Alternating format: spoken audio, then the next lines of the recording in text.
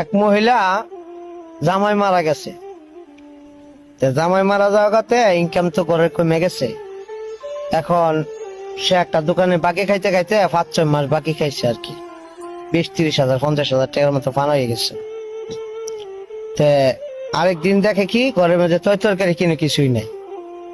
তো আবার দোকানদারের কাছে গেছে, গিয়ে কইতেছে ভাই আমার কিছু সদাই দিন। সদাই যে দিমু, আপনি তো আগের টাকাই দিলেন না, আগের টাকা দেন পরে সদাই নেন। তো কইতেছে ভাই টাকা পয়সা তো পাইতেছি না, পাইলে বা ইনকাম করতেছি না, জামাই মারা গেছে, এখন মানুষের কাম কাজ করে যদি পাই ওইটা আপনি দিয়ে দিই আস্তে আস্তে। না না ভাই আমার কাছে এই অজুহাত চলতো না, আপনি 6 মাস ধরে খালি আমার দিতে আছেন, আমার নগদ দিবেন পরে আপনি বাকি নেবেন, তো নাইলে কিনে কিছু দেওয়া যাবে না। আচ্ছা তাইলে আমার 1 কিলো বাগুন দেন। না বাগুন দিব না, আপনি আর কিনো বাকি দিতাম না।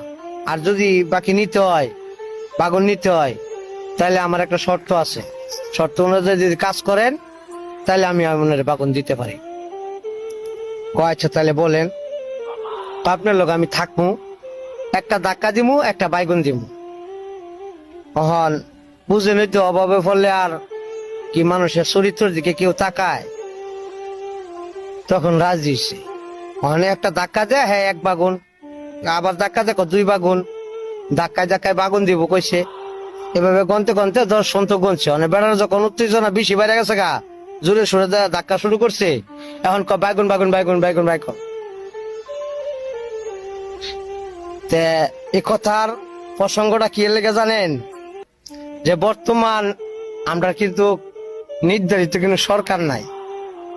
যারা ওই মনে করেন এই সরকারকে মানতেছেন না আর বুঝতেছেন না, একটা কথা মনে রাখেন, যদি এই সরকার ফল করে আর বর্তমান সমন্বয়ক যারা আছে তারা কিন্তু কার ওই কোন দেশে কাটা যাইবেন আর কই যাইবেন এটা সময় পাইতেন না, খালি করবেন ফালান ফালান ফালান।